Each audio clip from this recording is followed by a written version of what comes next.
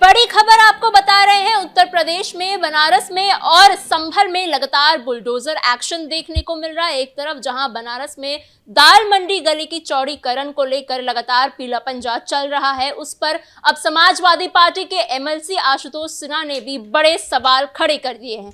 उन्होंने कहा है कि क्योंकि दाल मंडी का असली नाम हाकिम मोहम्मद जाफर मार्ग है, इसलिए सरकार को इससे आपत्ति है और इसीलिए वो बुलडोजर चला रही है। वहीं दूसरी तरफ संभल में भी एक मदरसे पर बुलडोजर चल गया है और साथ ही 8 से 10 मकानों पर भी बुलडोजर चलते हुए दिखाई दिया है। इस पर और जानकारी के लिए मेरे साथ मौजूद है मेरे सहयोगी हर्ष भारद्वाज। सर, क्या है पूरी खबर?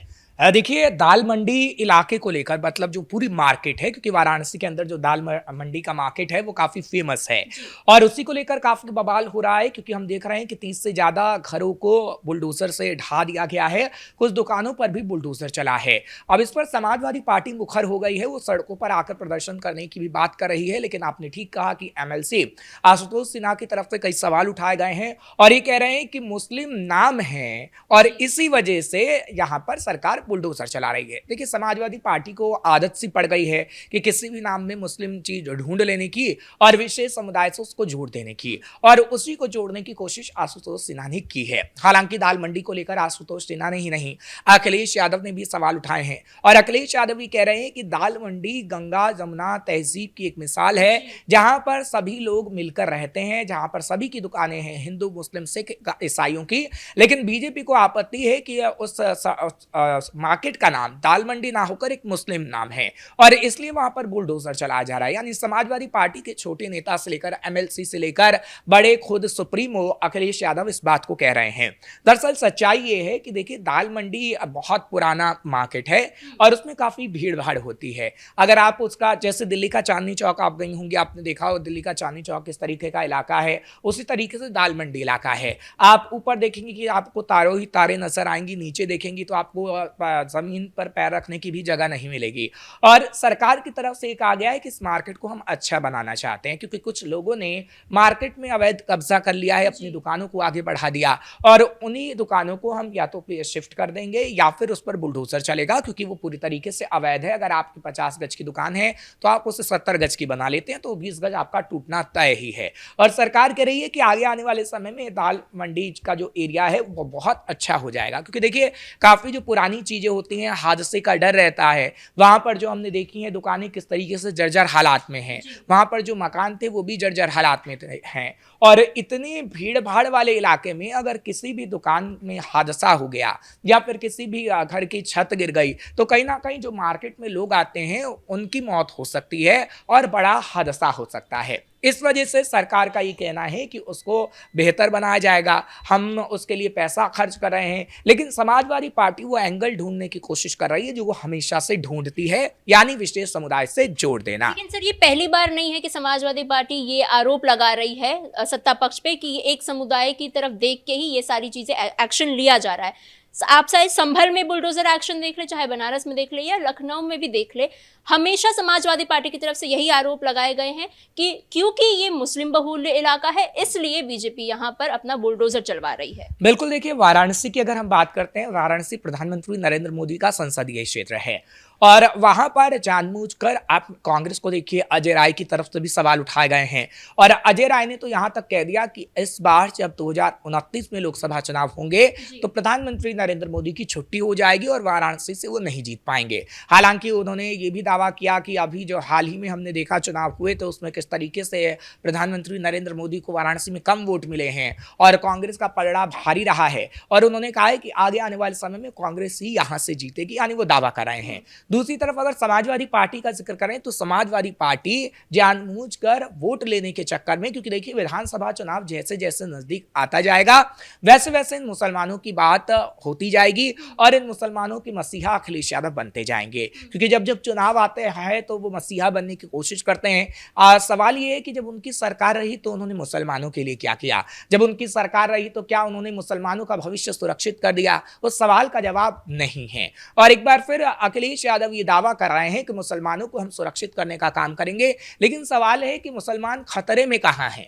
योगी आदित्यनाथ की अगर बात करें तो योगी आदित्यनाथ जो बुलडोजर चला रहे हैं वो अवैध अतिक्रमण पर बुलडोजर चल रहा है। योगी आदित्यनाथ जो कार्रवाई कर रहे हैं वो अपराधियों पे कार्रवाई कर रहे हैं, किसी की जाति नहीं देखी जा रही है। क्योंकि जो एनकाउंटर्स तमाम हुए, जो कार्रवाई देखी हमने विकास दुबे से लेकर चाहे फिर अतीक अहमद हो, ऐसा नहीं कि जाति देखकर हुई है। हालांकि अखिलेश यादव ने उसमें भी जाति ढूंढने का काम कर लिया था। तो आप ये कह सकती हैं कि जो बुलडोजर एक्शन हो रहा है वो बिल्कुल वैध तरीके से हो रहा है। लेकिन चाहे फिर एमएलसी हो, आशुतोष सिन्हा या फिर समाजवादी पार्टी के मुखिया हूं अखिलेश यादव, वो बार बार यही कह रहे हैं कि मुसलमान सड़क का नाम है, उस मार्ग का नाम है, इसलिए दिक्कत है। अगर उसका मार्ग का नाम हिंदू होता तो हिंदू के नाम पर होता तो उसे नहीं तोड़ा जाता। अब बात करते हैं संभल की भी, क्योंकि देखिए संभल के अंदर भी बुलडोजर चला है और मदरसा दारुल उलूम जो मदरसा है वो तोड़ा गया है। हालांकि उसको लेकर भी बवाल है और बर्क की तरफ से उस पर बयान आया है। बर्क ये कह रहे हैं कि संभल में एक भी मदरसा, एक भी मस्जिद आपकी नहीं रहने दी जाएगी जब तक योगी आदित्यनाथ की सरकार रहेगी। हालांकि उनके पिता मुमलुकुर रहमान, जो कि पिछले दिनों खबर मिल रही थी कि विधानसभा चुनाव लड़ सकते हैं इकबाल महमूद की जगह, तो उनकी तरफ से भी ये कहा गया है क्योंकि अब वो ज्यादा एक्टिव नजर आ रहे हैं। हालांकि समाजवादी पार्टी उन्हें टिकट देगी या फिर इकबाल महमूद को ही टिकट देगी, ये तो खैर वक्त ही बताएगा, इस पे हम भविष्यवाणी नहीं कर सकते हैं। लेकिन इतना जरूर है कि जिस तरीके से बर्क और उनके पिता मुमलुकुर रहमान बार बार मस्जिद और मदरसों का जिक्र कर रहे हैं, इससे साफ तौर पर यह कहा जा सकता है कि अगर कोई भी मदरसे का ध्वस्तीकरण होता है तो वो राजनीति करने की कोशिश करते हैं। क्यों? क्योंकि उन्हें वोट बैंक चाहिए। और संभल के अंदर हम बार बार कह रहे हैं कि आप देखिए सांसद भी समाजवादी पार्टी का है, विधायक भी समाजवादी पार्टी का है। संभल के अंदर समाजवादी पार्टी काफी मजबूत है और इसलिए वो अपनी मजबूती को छोड़ना नहीं चाहती है और इसलिए अपने हाथ को और मजबूत संभल के अंदर कर लेना चाहती है। लेकिन संभल में जो पिछले दिनों हमने मस्जिद पर देखा है कि किस तरीके से उसका सर्वे हुआ, 24 नवंबर 2024 को किस तरीके से उत्पात मचाया गया और उसके बाद संभल जिस तरीके से लाइमलाइट में है, तो सवाल खड़े हुए हैं विधायक पर, बर्क पर। बर्क का भी नाम कहीं ना कहीं संभल हिंसा में आया था, हालांकि बाद में वो नाम वापस ले लिया गया। लेकिन हमने देखा है कि कैसे संभल के अंदर उत्पात मचाने की कोशिश की जाती है, उसमें लेकिन वहाँ के स्थानीय लोगों का कहना है कि जो मदरसे था वो बहुत पुराना था और जब सपा की सरकार सत्ता में थी तब यहाँ के ये अवैध मदरसे और मकानों को बसाया गया था। देखिए वो अवैध तरीके से बसाया गया था, ये नहीं बताया जा रहा है। क्योंकि देखिए वो ये कह तो रहे हैं कि मुगलों के ज़माने की ये मस्जिद है, मुगलों के ज़माने का ये मदरसा है या फिर मज़ारें हैं, लेकिन वो ये नहीं बता रहे हैं। क्योंकि देखिए समाजवादी पार्टी की सरकार में क्या होता था, समाजवादी पार्टी की सरकार में कट्टरपंथियों का साथ दिया जाता था और अगर कोई भी आया मौलवी वगैरह अगर अखिलेश यादव के पास आया तो कहते थे आप किसी भी ज़मीन पर जाकर मदरसा बना लीजिए, मस्जिद बना लीजिए, हमें कोई ऐतराज़ नहीं है। ना ही उनके अधिकारी कोई सवाल करते थे, तो ना तो कोई कागज होता था ना कोई दस्तावेज, और वो किसी भी जगह पर मदरसे को स्थापित कर लेते थे, मस्जिद को बना लेते थे।